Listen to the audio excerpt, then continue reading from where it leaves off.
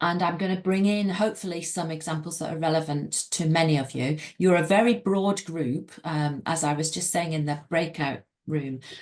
It won't all be relevant to all of you, but hopefully some of it is relevant to all of you. And hopefully there'll be a chance to ask questions later. So I'm going to start with a couple of definitions, just to be clear from the starting. That I'm talking about audiences, but I'm using that as a sort of catch-all default term, really, and could equally use the term visitors, users, fans, supporters, followers, participants. So please go with me when I'm saying audiences and that I mean all of those things. And you'll all use different terms in your organizations. But audience development is a term that gets used that as well. I thought I'd just throw a definition into the pot this morning, which is on here from an organization called the Audience Agency. And this is about a really planned approach to engaging more people with what your organization is doing. It's about doing this from an organizational wide point of view. And it's very much one of the key words in this is about developing relationships. So having a connection with people, and building on that connection and deepening it so that they become more and more engaged and passionate about the work that you do. So, okay, it might be getting them through the doors or getting them onto your website, or coming along to an event, but then it's about deepening that connection they have with you as well. And the more you know about them, the better you can do that. So why bother is something that some people sometimes ask me. Why should we do this? Well, it helps you build your customer base. That's the starting point. Helps you get more people interested in what you're doing. Hopefully, it increases the frequency of people's engagement with you. They might come along to something more often. They might deepen that engagement. It might be more meaningful to them, so that then they might become a supporter or an advocate of what you do.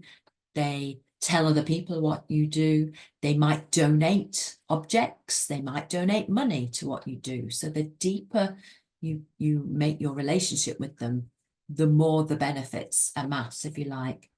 It can help you to think about diversifying the people that come to you. So not just keeping the same set of people coming along or looking at your website. So it addresses some of those diversity, inclusion, access agendas. And it helps you to be more relevant. I think that's a really key word, actually. And thinking about talking and understanding what makes a connection with people, what is relevant to them about your archive or collection or museum is really, really helpful to do. And we'll come back to that a little bit. It opens up funding opportunities if you can sort of gather some evidence about who is already engaging with you and who isn't, but you would like to do a project to help engage them. The more evidence you have for that, the better your funding applications are going to be. And I'd really argue that it helps you make better decisions, actually, knowing more about who your user base is or who you would like your user base to be, helps you make decisions about your marketing, your website content, the exhibitions or events that you do, all sorts of different areas of your operations. So that's my case for audience development. I mean, a lot of my work is involved in this, and I think it's a really important area for people to put time and resource into. Okay, I love a plan. I love a diagram. Here's a quick diagram for you. Audience development, like a lot of things we do in our organizational planning, is like a cyclical process. It's not something that we do once and then we've done it and tick that box. So up at the top there, make a plan. Do this in an informed way. Think about what you're going to do. I would go around that circle clockwise, review who is using you at the moment. Gather some knowledge about your audience, your client base. And from that, think about, okay, who might be our future potential audience? The most crucial step is that one at the bottom, which is about going out talking to people, gather knowledge, consult, test out some ideas. And from that, respond to what you've learned. We've all heard about people that perhaps do some market research or do a questionnaire. They get the results in. It sits on a shelf somewhere. Nothing is ever done. You don't respond to it. So really important to act upon what you've learned. Develop some ideas in response to that. Test them out. Review how that worked.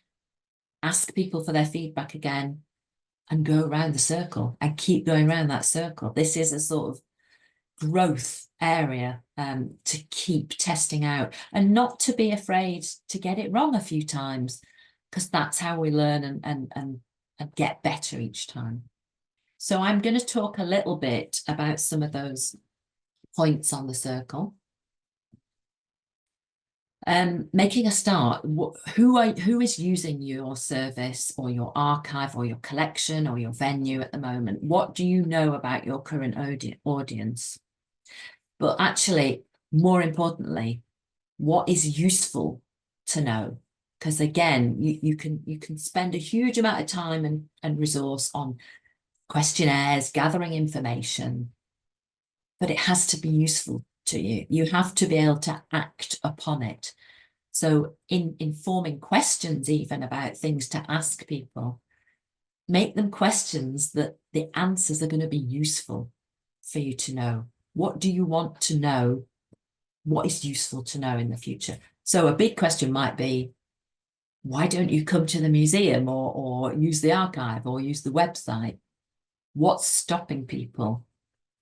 Finding that out is going to help you act and do some things to help you then address getting more people through your doors onto the website, into the archive. So fill that knowledge gap as best as you can about who's using your service already.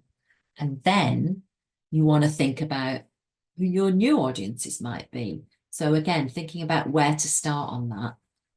If you've got some knowledge about who's using you already, you're going to be able to then think about who's missing. What are the gaps?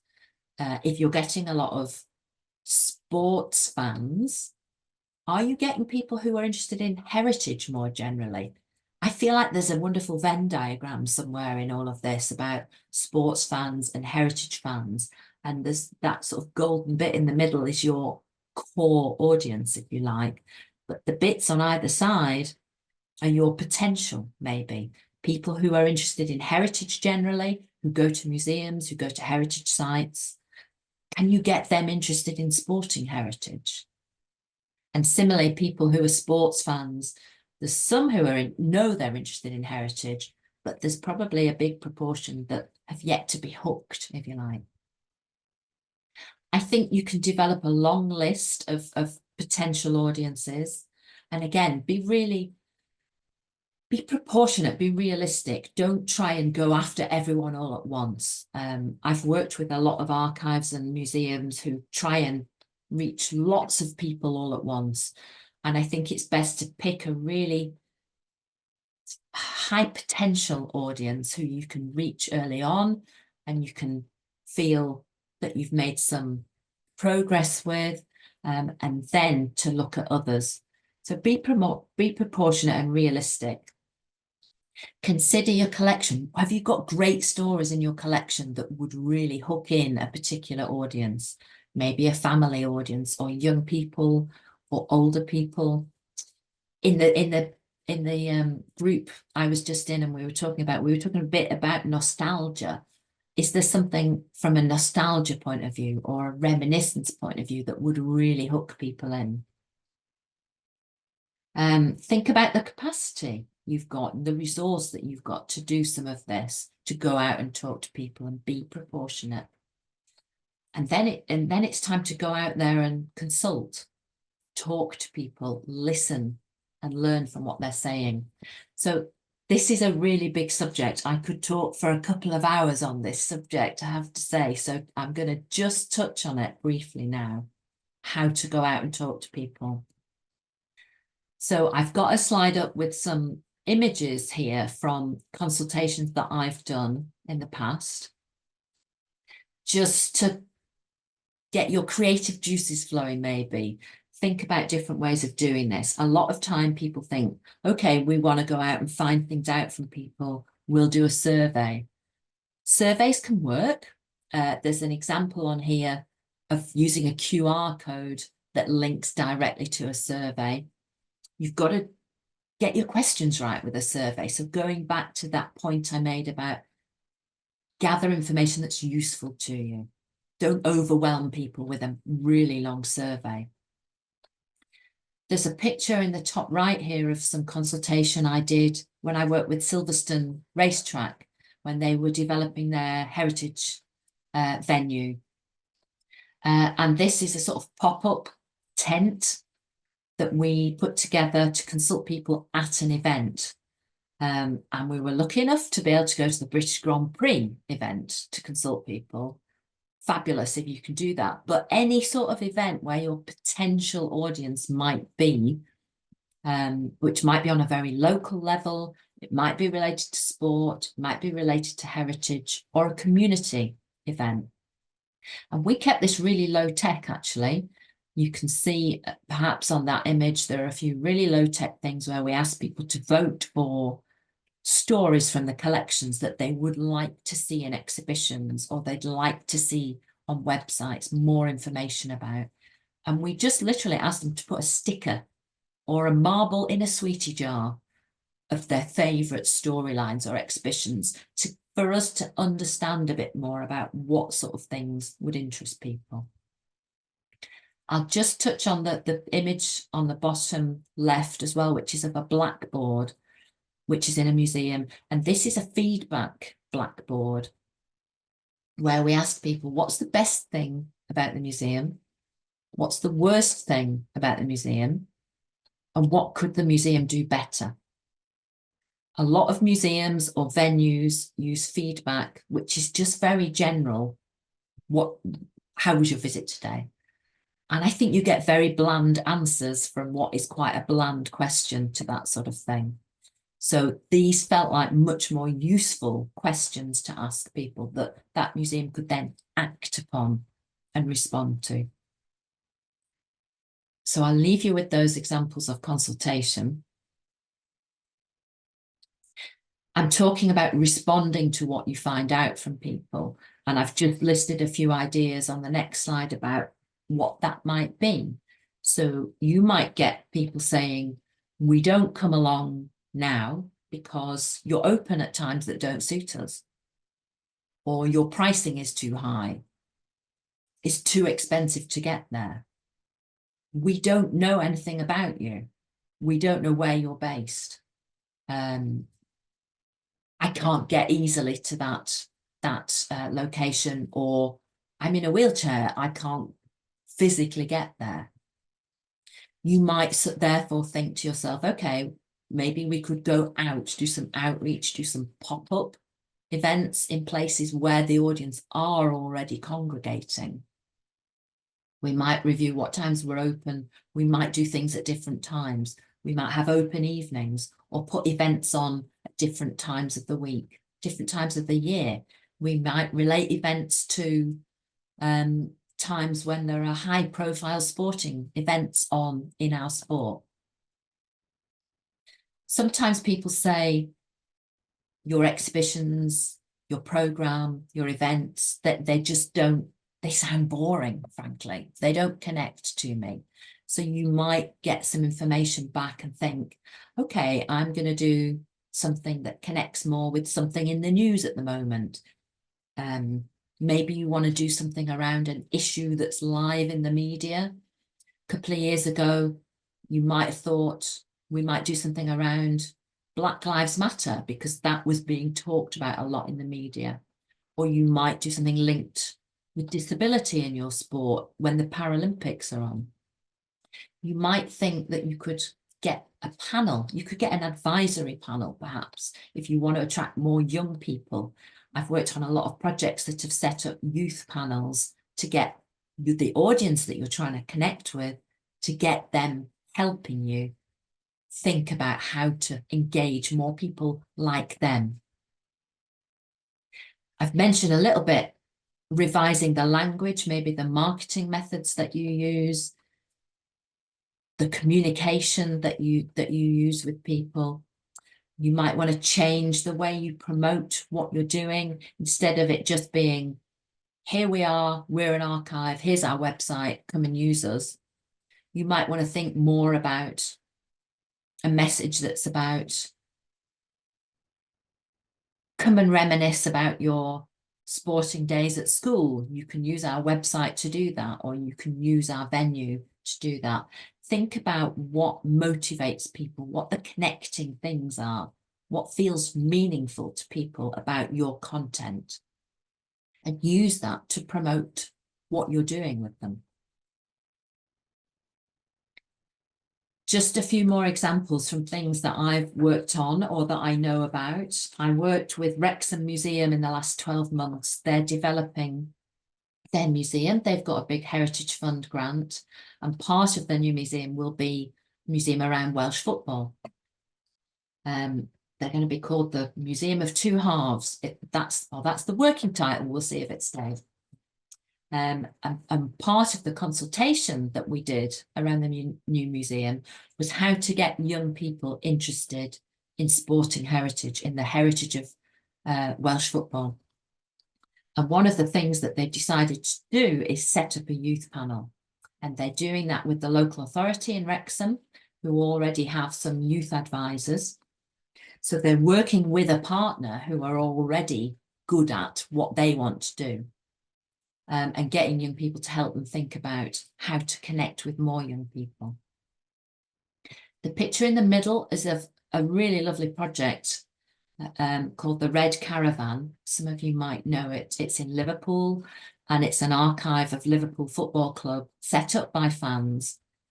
And they travel around in this, I think, really fab vintage caravan that they take to events. And they have football memorabilia, photos, audio, film in the caravan. They go along to matches, but also lots of other sort of community events. They take the caravan and they encourage people to come and have a look at what's in there, but also to give their own stories, to do oral histories, to be recorded talking about their experiences, maybe to donate items ultimately, and to really use that Red Archive and to grow their collection. Actually, it's a lovely way of them growing their collection. They have great links with the football club, but also with lots of community organisations around Liverpool. So an interesting one to have a look at.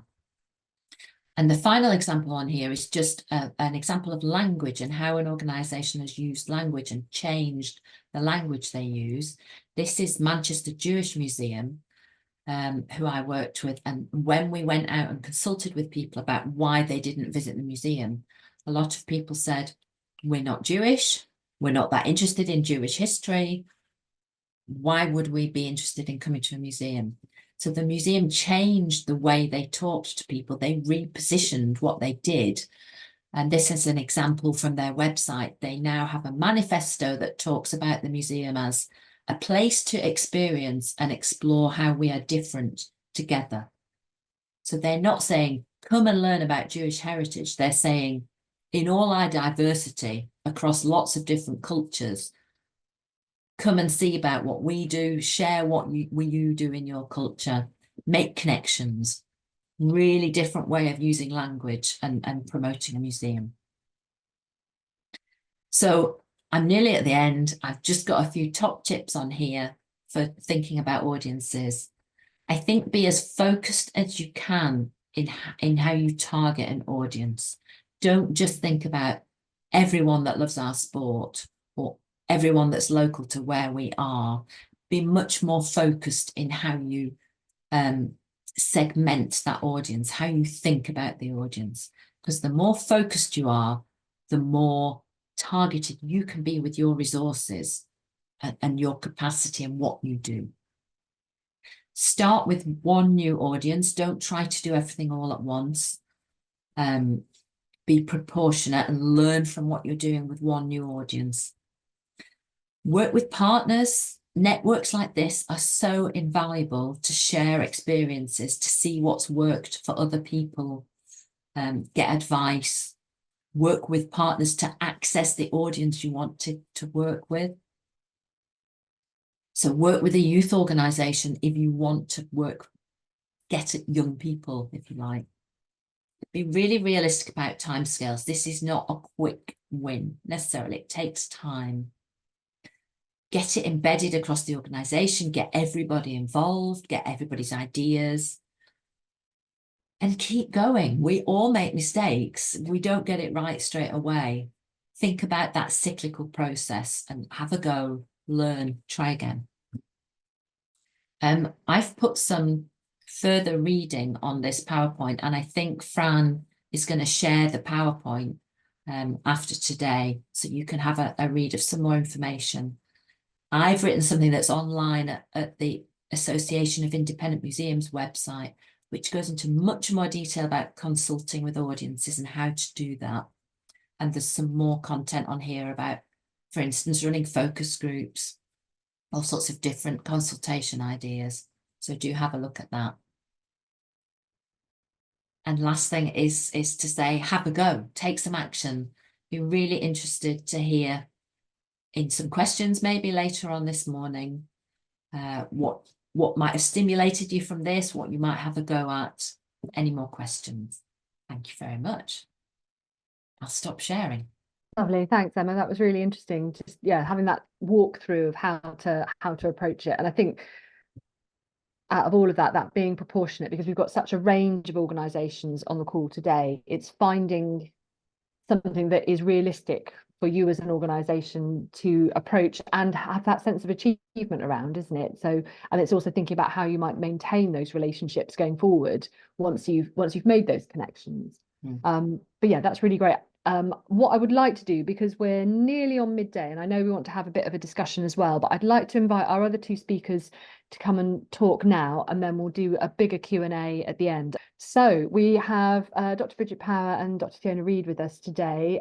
Fiona, would you like to go first and tell us about your work with Scottish Cricket? Yes, that'd be great.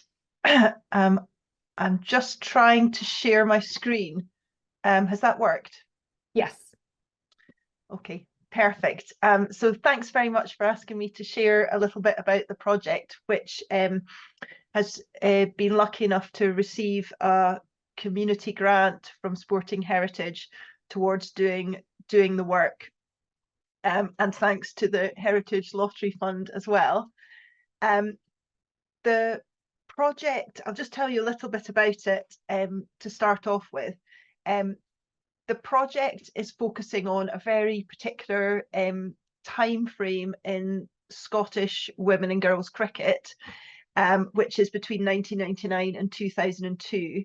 To give you an idea, the reason we've picked that time is because we've got a long history of women's cricket in Scotland. We've got a long history of cricket, which started in 1878, but it's not been formally recognised or recorded until the year 2000, when the Scottish international team was recognised by what was then the Scottish Cricket Union, or is now Cricket Scotland.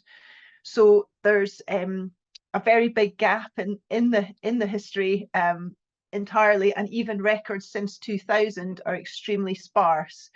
So although women's cricket in Scotland is on a high at the moment, and they're about to compete in the T20 World Cup, which is a first for the team, there's actually really nothing known, or very little known about before 2000, and very limited amount since 2000. So in 2023, and this sort of fits in with the audiences that Emma was just talking about, I was part of a group of people that came together saying we wanted to start to understand more about Scottish women and girls cricket. So not necessarily history, but everything about it.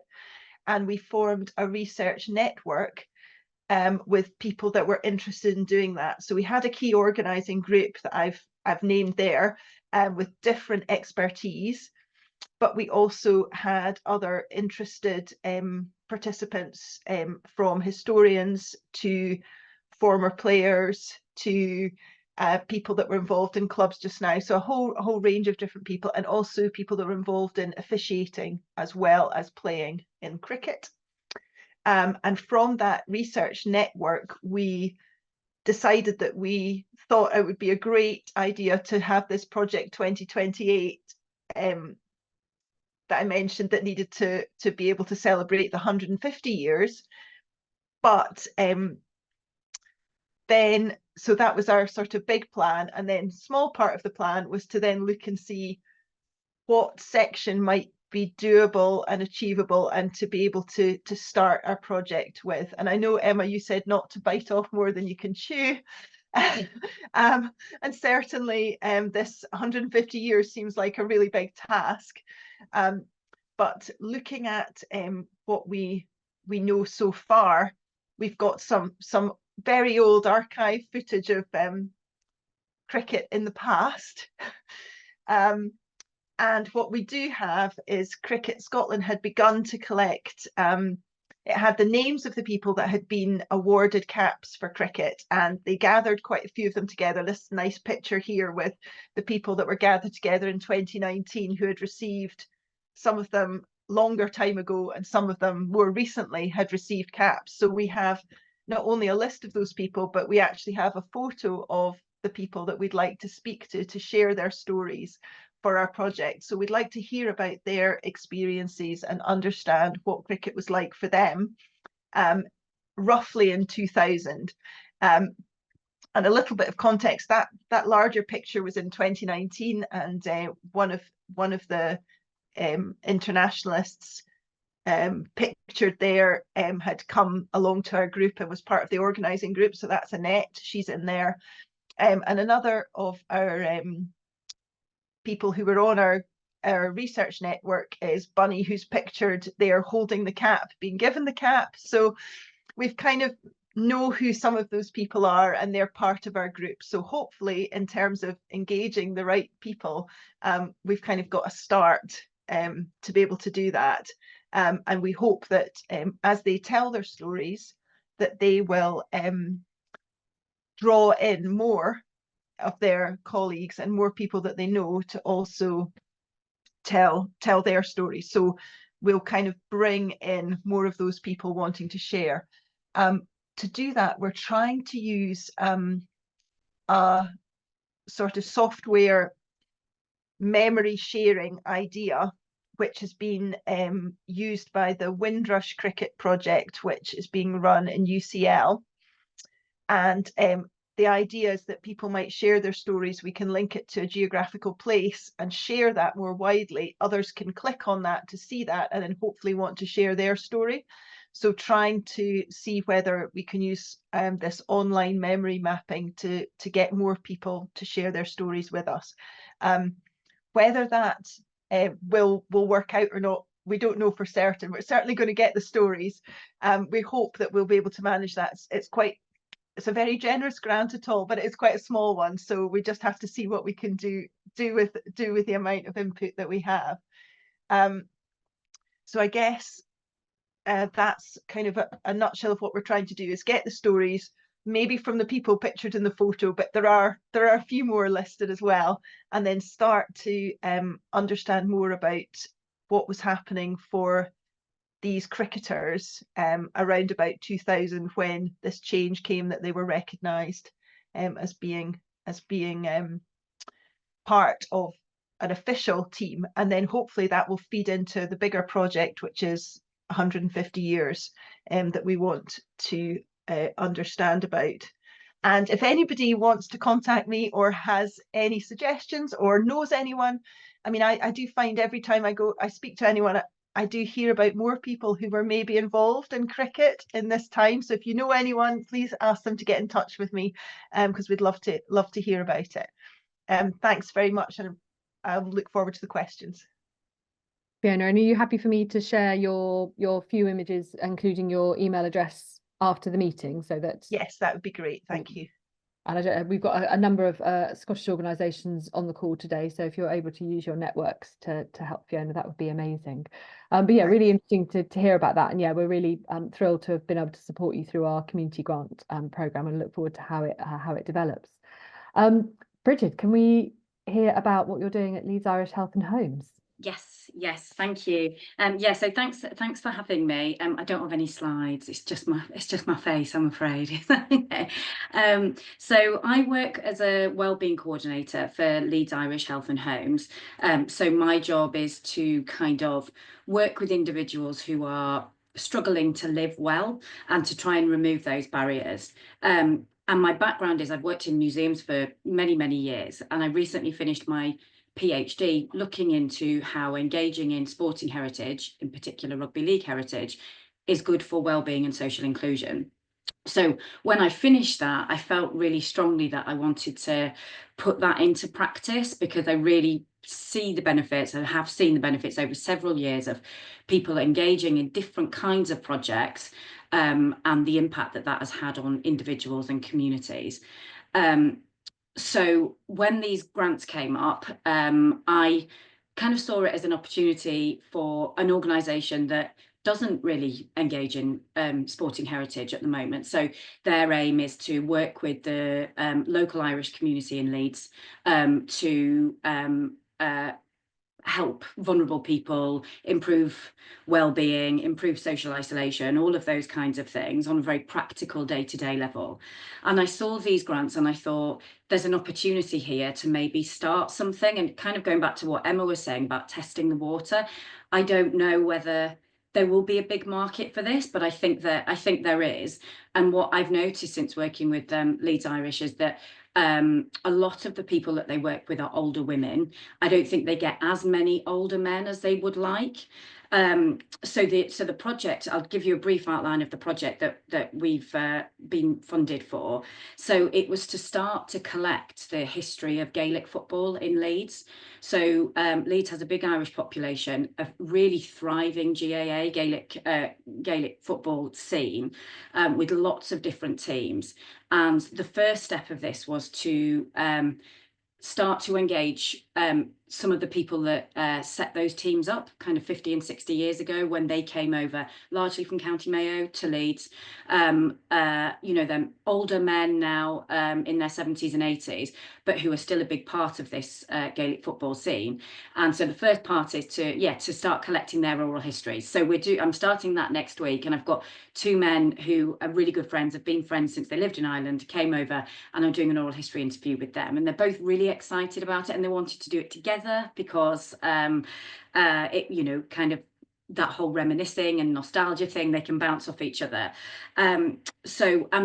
As well as that, so we'll collect up to 5 oral histories, some with some of those original teams that were set up, one with a really thriving women's team. So it's a lady that I'll be doing an oral history interview with, and the last one is with some of the younger people who play Gaelic football now, and to kind of see their take on how they feel as second and third generation Irish, how they feel that playing Gaelic football, what kind of resonance that has for them.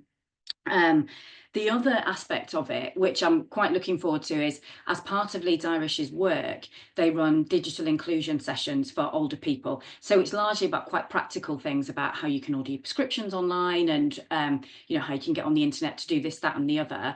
And we thought it would be a really nice way to use some sporting heritage in their digital inclusion sessions.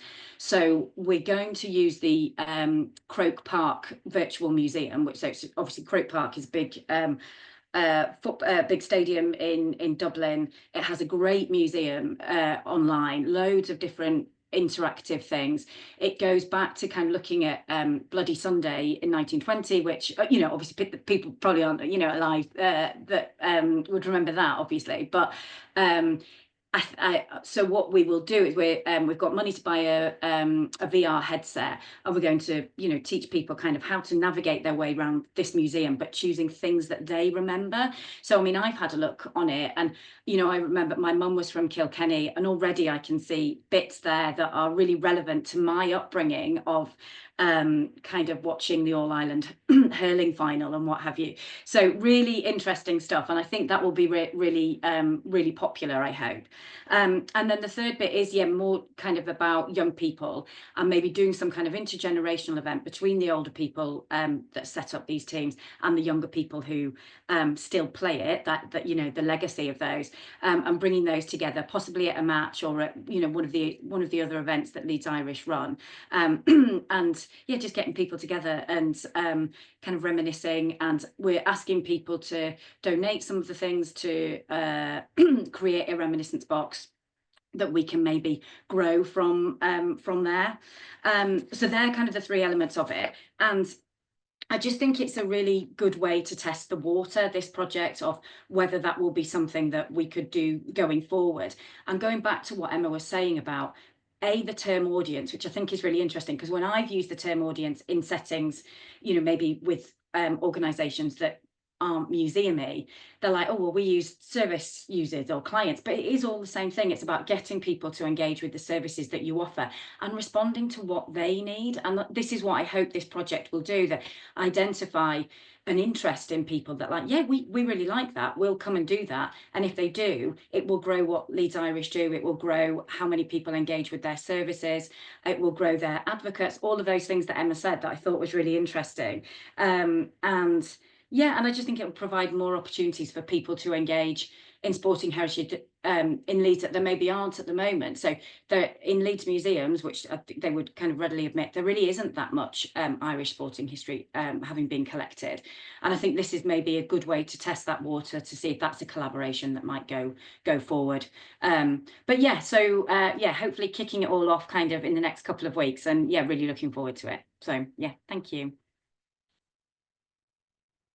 Well, yeah, sounds like you've got a packed program of things to crack. Don't bite off more than you can chew, I think was Emma's thing. We'll see. It's hard not to when you've identified audiences you want to work with. So so thank you to all three of our speakers.